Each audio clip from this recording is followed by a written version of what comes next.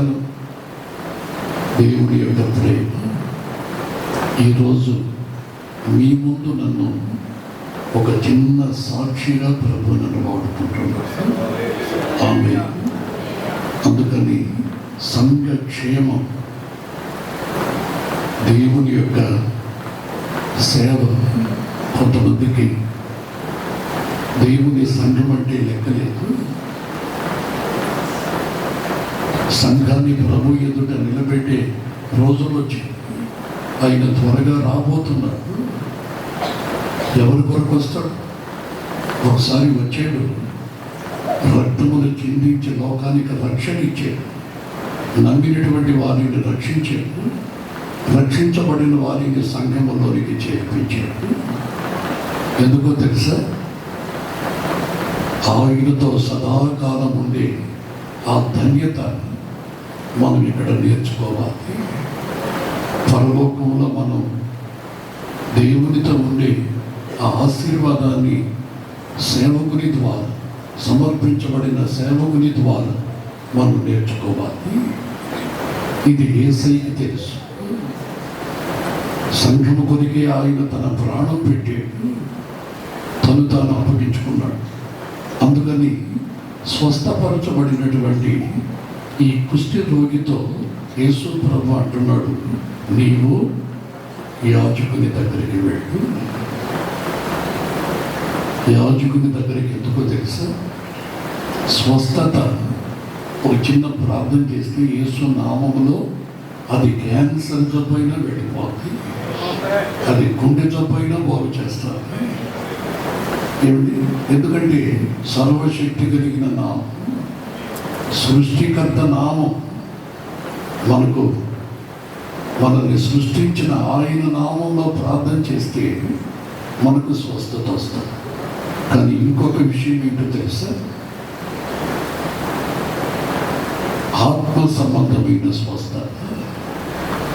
ఇర్మియా గ్రంథంలో 17:9 ఇర్మియా గ్రంథంలో 17:9 ఒక మాట ఉంది. హృదయము అన్నిటికంటే మోసకరమైనది, అది ఘోరమైన వ్యాధి కలది, దాన్ని గ్రహింపగలవాడెవడు?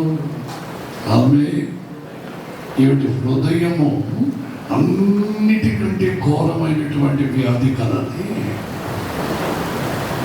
కానీ కొంతమంది ఏమంటారో తెలుసా? నీ శరీరము, నీ దేహము దేవుని ఆలయం అని చెప్పని వాక్యంలో ఉంటే, మరికొంతమంది తెలివి కలిగిన వాళ్ళు ఏమంటారో తెలుసా? అసలు శరీరంతో ఏం పని అండి దేవునికి? శరీరంతో ఏం పని? హృదయాన్ని దేవునికి ఇచ్చేశాం. మేము హృదయాన్ని దేవునికి ఇచ్చేశాం.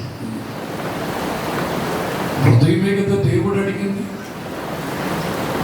చాలా తెలివి కలిగినటువంటి వాక్యం చెప్తుంటారు.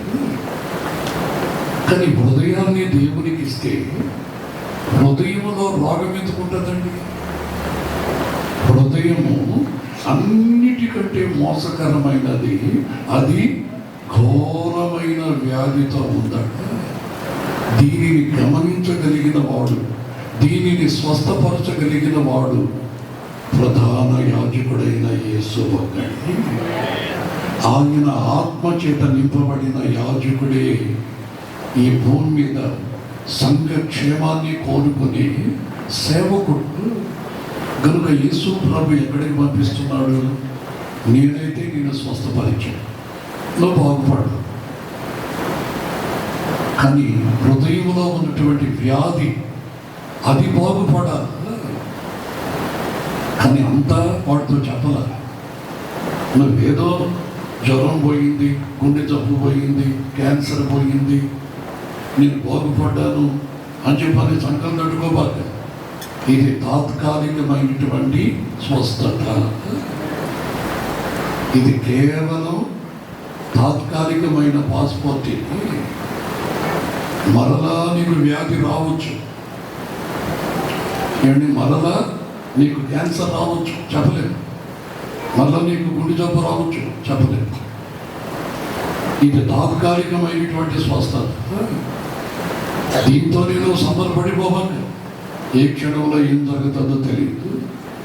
కనుక ఈ శరీరానికి మరలా ఆ పాపపు రోగం రాకుండా ఉండాలి అని చెప్పానంటే, నువ్వు మరలా రోగివి కాకుండా ఉండాలి అని చెప్పానంటే, మొదట స్వస్థత నీ హృదయానికి రావాలి. నీ హృదయంలో ఉండే అసలైన రోగం, ఈ హృదయంలో ఉండే రోగము అమెరికా నుంచి వచ్చిన డాక్టర్కి తెలియదు, లండన్ నుంచి వచ్చిన వాడికి తెలియదు, అది పరమ వైద్యునికే తెలుసు. ఆ మనస్సు కలిగిన వాడు దేవుని ఉద్దేశాలు బయలుపరిచేవాడు. దేవుడు అంటాడు కదా, దావీదు నా హృదయానుసారుడు.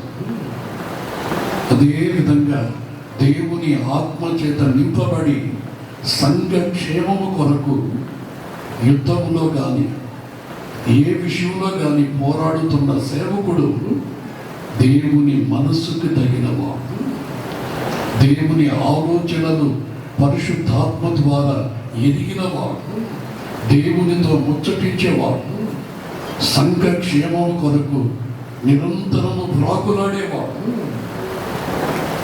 కనుక ఆ యాజకుని దగ్గరికి నువ్వు వెళ్ళు అని చెప్పని యాజకుని దగ్గరికి పంపించాడు.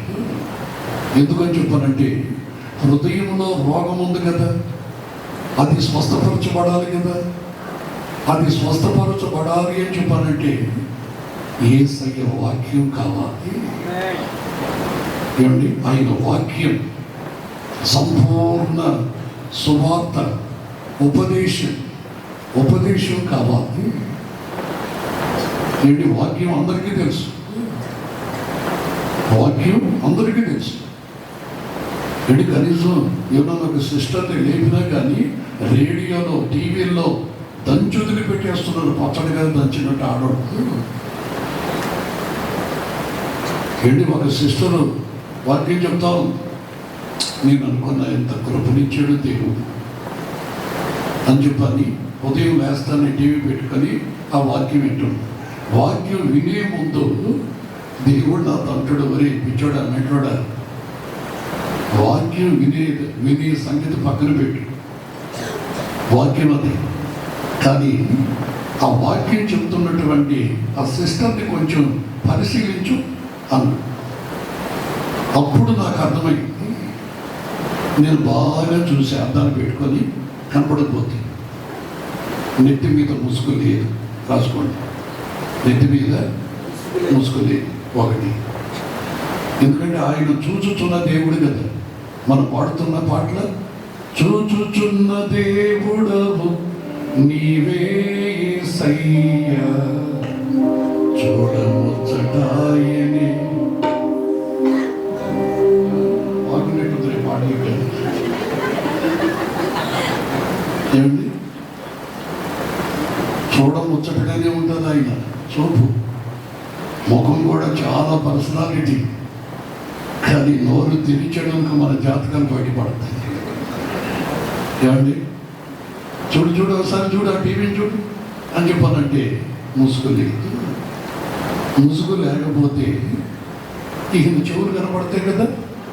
చెవుల్లో ఏమండి, ఇక్కడ ఒక దాన్ని ఏమంటారు, రింగ్. సరే, ఏదో ఆడపిల్లలు కదా పెట్టుకున్నారులే, పోనీలే అనుకున్నా. మళ్ళీ పైన ఒకటి, ఇక్కడ ఒకటి, దానిపైన ఒకటి. అంటే రైతు పొలాల్లో బోరింగ్ వేసేటప్పుడు ఇక్కడ నీళ్లు పడకపోతే మళ్ళీ ఇక్కడ బోరింగ్ వేస్తాం, మళ్ళీ అటు బోరింగ్ వేస్తాం, చెవంతా బోరింగ్లే. అంటే డ్రిల్లింగ్. నేను అనుకున్న, ప్రభా ఇవన్నీ ఎక్కడ కనపడతాయి ప్రభా నీకు అని చెప్పంటే, నేను నా చూపు నీతిమంతుల్ని వెతుకుతుంది. నా బిడ్డల్ని ఆశీర్వదించాలని నేను వెతుకుతుంటే నువ్వు ఒక్కడివే కనపడు. నీవు నీ కుటుంబాన్ని నేను రక్షిస్తాను. ఆ ఓడలోనికి ప్రవేశించాలి. ఏమండి, రక్షించే దేవుడు ఒక్కసారి ఎగిరా అంటే కుటుంబం తెగిపోతుంది కదా పైకి. ఓడలెక్కేందుకు? ఆ ఓడలో ఆ రక్షణ ఓడ, ఆ ఓడని సంఘములో యాజకుడు ఉన్నాడు. ఏమండి, ఆ ఓడలోకి సకల జంతువులు పోయి, ఏ జంతువు ఓడలోకి వచ్చినా అన్నిటికీ ఒకే ఆహారం. ఉప్పు లేదు, కారం లేదు, అన్నిటికీ ఒకే ఆహారం. ఏమిటి, విలువబడిన రొట్టె, ఒకే పాత్రలోని ద్రాక్షారసం. హల్లెలూయా. ప్రభు బలారా, నువ్వు ఏడుమైనా సరే ఇక్కడికి రావాల్సిందే. ఏమండి, రొట్టె కొంచెం బాగా కాలిస్తే బాగుండండి. అన్ని పనంటే నేనన్నాను, సిలువ దర్శనం చూడబాకు. సిలువలో భూమికి ఆకాశానికి మధ్య వేలాడుతున్న యేసు శరీరాన్ని చూడు. మండు టెండలో ఒక రొట్టె వలె కాల్చబడి మార్చబడిపోయాడు. అదే ఇప్పుడు విలువబడిన రొట్టె.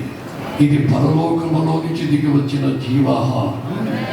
దీనిని తినువాడు నిత్య జీవములో నాతో ఉంటాడు. హల్లెలూయా, హల్లెలూయా. ప్రియమైనటువంటి వార్త, సంఘములో దేవుని ఆహారం. ఈ కుష్టి రోగికి ఇప్పుడు ఏం కావాలో తెలుసా? శరీర స్వస్థత వచ్చింది, ఆరోగ్యంగా ఉన్నాడు. ఇప్పుడు ఇతనికి హృదయంలో ఉన్నటువంటి రోగం బాగుపడాలి. హృదయంలో ఉన్న ఘోరమైనటువంటి వ్యాధి, ఈ భూమి మీద ఉన్నటువంటి ఏ మనుషుడు కూడా స్వస్థపరచలేని వ్యాధి అది.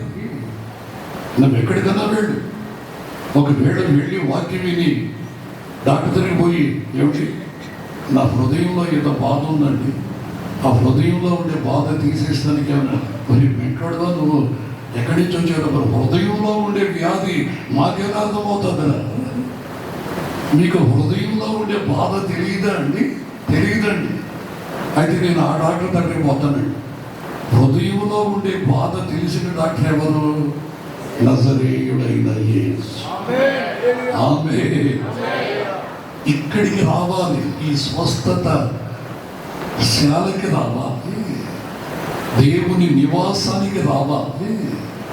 ఇక్కడికి వస్తే శరీర సంబంధమైన వ్యాధి యేసయ్య తీసేస్తాడు. హృదయంలో ఉన్న వ్యాధి స్వస్థపరచబడతాడు. ఆమేన్. నీ ఆత్మకు పట్టిన ఆ వ్యాధి కూడా దూరపరచబడుతుంది. ఆత్మకి ఎప్పుడు వ్యాధి పడుతుంది? ఏమండి, ఈ హృదయంలో ఎప్పుడు వ్యాధి ప్రారంభించబడింది?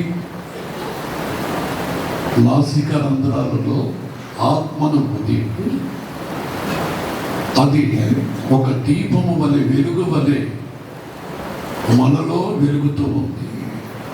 ఎప్పుడైతే ఆదాము పాపములో పడ్డాడు, పాపం అంటే దేవుని ఆజ్ఞను అతిక్రమించాడు, అది పాపం. నేను బాప్తిసం పొందానండి, పరిశుద్ధాత్మను కూడా పొందానండి, ముందుకి వెనక్కి పోతానండి అని చెప్పానంటే సరిపోదు. ఆత్మ ఫలములు ఫలించాలి. ఏంటి? ఆత్మ ఫలములు ఫలించాలి.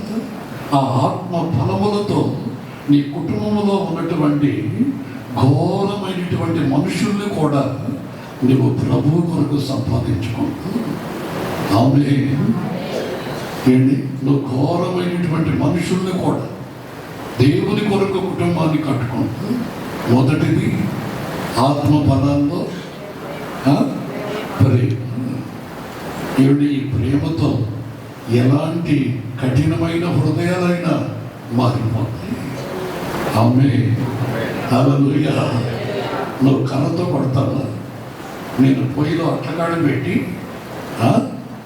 వాడికి వేసిన గుర్తేస్తా నీకు. మళ్ళీ అక్కడ వాక్యం కూడా ఎవరికి వేసారుకే ఏంటో ఒక గుర్తేస్తాడంటే దేశం మళ్ళీ ఆ విధంగా మళ్ళీ వాక్యాలు పెట్టి ఆడవాళ్ళు స్టవ్ మీద అట్లకాడ పెట్టి అట్ట అయిపోయిందా అని వస్తానే చెంప మీద పెట్టేసిందంట. ఇంటి ఇలాగా చూడండి, దెబ్బగా దెబ్బ. ఎవరనుకున్నావు నీవు? దేవుని బిడ్డని అతను పెట్టుకోబాక. నేను ప్రార్థన చేశానంటే కాలు చేయబడిపోతే జాగ్రత్త. ఏడు ప్రార్థన ఇచ్చింది మనకు అందుక. ఏడు శత్రువులను ప్రేమించేదానికే, లేకపోతే వాడు కాళ్ళు చేయబడిపోయేదానికే. కొంతమంది నా దగ్గరకు వస్తుంటే ఈ కేసులు నేను ఊరికనే చెప్పటం లేదు.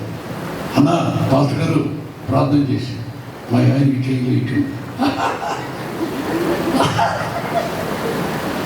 సైతాన్ని నవ్వకుండా చెప్పలేవు. అన్న నన్ను చిత్ర హింసలు పెట్టాడన్న, దేవుణ్ణి నమ్ముకున్నానన్న, గట్టిగా ప్రార్థన చేసి ఉపవాసం ఉండి ప్రార్థన చేశానన్నా చేయలేదు లేదన్న. ప్రార్థన చేసి చేతులు కాడు పడిపోతే పక్షవాతం చదువులు బాగోవాలి కానీ ఆమె ఏమండి పుట్టివాడికి కాలు రావాలి కానీ, పాపులు రక్షింపబడాలి కానీ, అవిశ్వాసులు విశ్వాసులు కావాలి. నీ సాక్ష్యం ద్వారా, నీ కన్నీటి ప్రార్థన ద్వారా, నీ గుండెల్లో ఉన్నటువంటి వేదన ఏమండి నేను సాక్ష్యం చెప్పేదానికి వచ్చానా, వాక్యం చెప్పేదానికి వచ్చాను? మరి ఎందుకు చెప్పాను? నా జీవితం, ప్రభు నా జీవితంలో చేసిన మేలులు ఎందుకు చెప్పాల్సి వచ్చింది?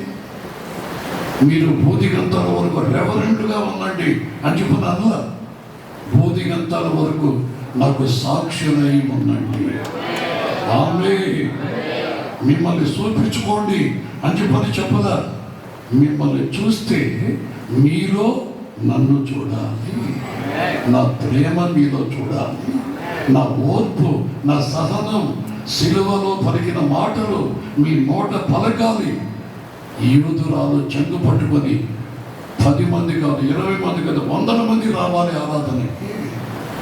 ఇలాంటి మాటలు మాకెవరు చెప్పలేదమ్మా. ఈ ప్రేమ మాకెక్కడ కనబడలేదమ్మా. నువ్వు చెప్తుంటే యేసయ్యను చూసినట్టుగా ఉంది. వాక్యంలో చదివేం కాదు, నీలో ఈ ప్రేమని, నీ ఓర్పుని, సహనాన్ని, ఏమిటి ఈ మంచితనాన్ని, ఈ ఆత్మ ఫలములు నీలో చూస్తున్నావు. కనుక దేవునికి మహిమ రావాలి. హల్లెలూయా. యాజకుడిని అక్కడికి పంపించిన తర్వాత యాజకుడితో ఈ కుష్టిలోకి అంటున్నాడు, అయ్యా నీ దగ్గరికి పంపించాడయ్యి. అవునా? ఓకే. కొద్ది రోజులు ప్రార్థనకు వస్తుండు, ఆదివారం వాక్యం వింటుండు, ఏదన్నా ఆత్మకోవడానికి వాటికి వస్తూ ఉండు అని చెప్పానంటే, అయ్యా తప్పకుండా వస్తానయ్యా. అయ్యా ఎందుకని? ప్రభు నన్ను బాగు చేశాడు కదా, మళ్ళా ఆరాధనకి ఎందుకు నేను క్రిస్మస్ పండుగ రావచ్చు కదా. అరే బాబు అది కాదురా, నువ్వు రక్షించబడిన వారిని అనుదినము వారితో చేర్చుచుండేను. వారెవరు? అపోస్తులు. ఆమె దేవుని ఆశీర్వదించబడాలి అని గోక్కబాక. నువ్వు ఆశీర్వదించబడాలి అనుకుంటే మొదట నమ్మి బాప్తిస్మం పొందు. తర్వాత ఆశీర్వాదానికి 2వ మెట్టు పరిశుద్ధాత్మ వరాన్ని పొందు. 3వ మెట్టు దేవుని ఆత్మచేత నడిపించబడు. దేవుని ఆత్మచేత నడిపించబడటం అంటే మూర్ఖులకు ఈ తరం వారికి వేరై ఆయన ఇచ్చిన రక్షణను నువ్వు జాగ్రత్తగా కాపాడుకోవటం. దేవుని ఆత్మచేతను నడిపించబడితే మూర్ఖులతో సహవాసం చేయు. సహవాస దోషం ఉంటుంది, మనల్ని పాడు చేస్తుంది. నేను నా దగ్గరకు వచ్చి ఒక కుటుంబం అన్నది, అయ్యా మేము అక్కడ ఉండే సంఘానికి పోతున్నాం అయ్యా అన్నారు. అవునా అన్నా? మంచిది, జాగ్రత్తగా వెళ్ళండి, ఆత్మలో బాగా బలపరచబడండి అని చెప్పని ప్రార్థన చేస్తే నేను మౌనం అయిపోయింది. అయ్యా మమ్మల్ని ప్రార్థనకి ఎందుకు రావటం లేదని చెప్పని అడగటం లేదే, ఎందుకు అడగటం లేదన్న. అది నా పని కాదు, అది నా పని కాదు. నీకు అవసరం ఉంటే ప్రార్థన కదా. యేసు ప్రభు నీకు కావాలనుకుంటే రా, లేదు నువ్వు నాశనం అయిపోవాలనుకుంటావు, నీ ఇష్టం, నీ చేతుల్లో ఉంది. అలా కాదండి, ఇక్కడికి వస్తే కానుకలు వేయాలండి, ఇక్కడికి వస్తే దశభాగాలు ఇవ్వాలండి. మేము పోయే సంఘానికి అండి వాళ్ళ పాటు కూడా దశభాగాలు అడగరండి, కానుకలు కూడా అడగరండి. ఆహా, సాతానుడు ఎలా మోసం చేస్తున్నాడని మిమ్మల్ని అంట. ఎందుకంటే నాకు అర్థమైపోయింది కదా, ఇది దేవుని ఆజ్ఞ. ఏమిటి? దేవుడు మనకిచ్చిన ఆజ్ఞ. దశమ భాగం కానుకల విషయం. ఇతనికి ఏమని చెప్పాడు యేసయ్య? నువ్వు యాజకుని దగ్గరికి వెళ్ళి సంఘంలో ఉండి నీ ఆత్మకు పట్టినటువంటి ఆ దరిద్రతను వదులుకోరా బాబా. తర్వాత ఏమన్నాడు? మోషే నియమించిన ఒకవేళ నేను మీతో చెప్పాలనుకుంటే ఇది కానుక అని చెప్పని అన్నారు.